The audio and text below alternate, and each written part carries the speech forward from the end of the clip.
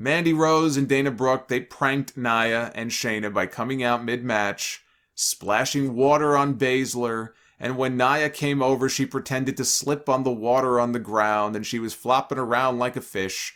This is horrendous television. The women's divisions on Raw and SmackDown right now, really outside of whatever they might be doing soon with Sasha and Bianca, once Bianca gets past Bayley, is in the toilet right now. I don't know what is going on with the writing for these women on both of these shows, especially on this show. This is the same company giving us that stacked division on NXT. Never has there been as much of a disconnect between the main roster and NXT with the ladies as there is right now. It is awful. These people don't have a fucking clue what they are doing. And then we have Mick Foley. This is as good a place as any to bring this up and talk about this. Because you know I was going to have something to say about this. I tweeted about it as soon as he put something on Twitter.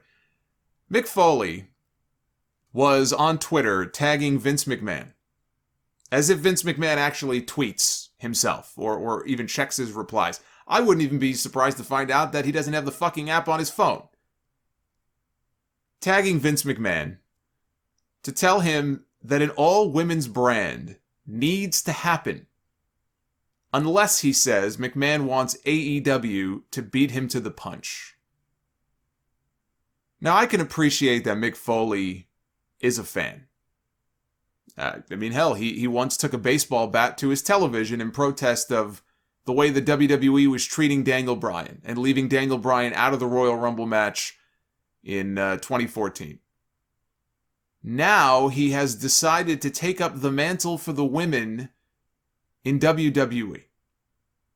Does Mick Foley not watch Raw and SmackDown? It's an honest question. Because if he's a fan, I would imagine he's watching these shows from week to week. I ask this because if he did, an all-women's brand is the last thing that he would be asking for. Now, if it were an all-women's brand run exclusively as an NXT property, I would at least have some faith that they might get it right. They've got a stacked division down there. They've got lots of talented women over in NXT UK as well. I just watched the match this week between Meiko Satomura and Aoife Valkyrie. And shout out to Jordan. He suggested I check it out because he knows I don't watch NXT UK every week. And I'm glad I did, because it was a really good match. But Foley didn't say a word about NXT. He was talking about it as a brand, I'm sure, for the women that we see on USA and on Fox every single week. Raw and SmackDown. How in God's name can you ask for WWE to produce an all-women's brand when you know it would be run by the same people responsible for producing these women's segments that we get every Monday and every Friday night? If these people started writing a women's-only show, it would be a fucking disaster. And I don't want to hear, well, they can just put all new writers on the show. They're not going to put all new writers on the show. That's the point. I'm coming at this from a practical point of view, not from Candyland. This is all because Mickie James went on a podcast. She went on the Grown Ass Women podcast. And she talked about someone in WWE. She didn't name names. But she pitched this very idea to them for an all-women's brand. She said I would help lead it, and she'd have this whole team of women behind her. And this person said to her, they, being WWE, are never going to do it. Ever. Women's wrestling doesn't really make money. The Women's Evolution pay-per-view was the lowest rated pay-per-view ever in WWE history. I get what you're trying to do, but you're better off trying to figure out a way to get the women incorporated into better spots on the existing shows. Okay, that's what she says this person said to her. First of all, I don't know who this person was, but whoever they are, they're a fucking idiot. The Evolution show was not the least purchased pay-per-view or least successful pay-per-view in WWE history. And with the network, how do you even determine anymore what a good pay-per-view buy rate even is?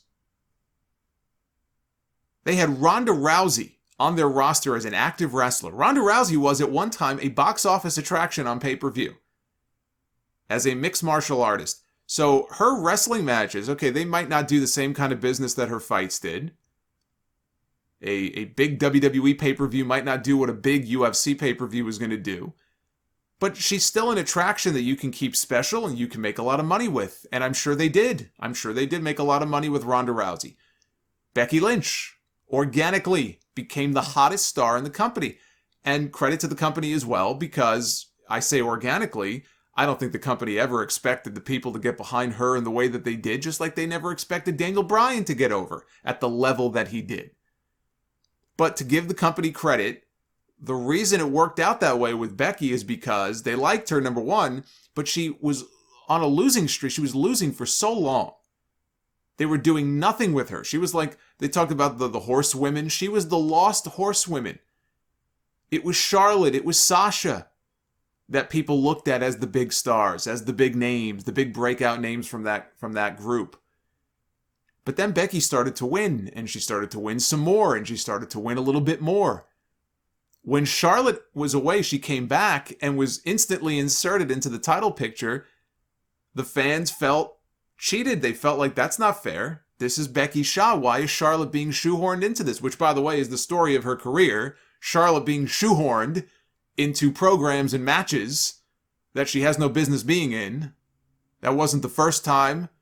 Or if it was, it certainly wasn't the last time that would happen, as we know. So it took, the booking played a role in Becky getting over the way that she did, but she became a huge name. She became the hottest star in the company. I don't just mean the hottest female star. I mean the hottest star for a while there in the entire company. So we know that it can be done. It is not impossible. You just need the right mix of talent, you need some sensible booking, and you need a little bit of luck. You need people back in the building, is what you need. That's got to be an ingredient too. And hopefully that'll be coming in the next few months. Can you imagine Becky Lynch if that whole scenario played out that year in 2018, I think it was, right? The way that it played out, playing out in a pandemic year with no people in the audience. Becky Lynch doesn't get over the way that she did. So you need people back too. But, one or two of them, you can have one or two people catch fire maybe the way that Becky did, and they can lead the charge. The one thing that person said to Mickie that I do agree with is that you would be better served to try to get them to do a better job with the ladies on your existing show. Strengthen them enough to where in 6 months or a year, maybe then it would make sense to do an all-women show. I do think they should have a majority female team writing for the women. That would make more sense than having a bunch of old dudes sitting around writing for them. These people can barely write for the men. You think they're going to write good television for the women? I give you Exhibit A, Monday Night Raw. Case closed.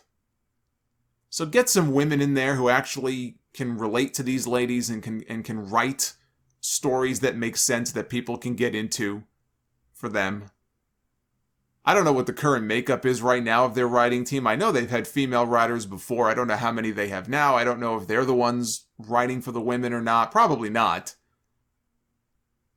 But how about addressing the issues on Raw and SmackDown first and getting your own house in order before you go and build a new one? They have 3 hours of television every Monday night. They barely can figure out how to fill those hours. Got plenty of time on that show to put together 2 or 3 coherent storylines for the ladies that don't involve bad comedy. And then you can do the same thing on SmackDown.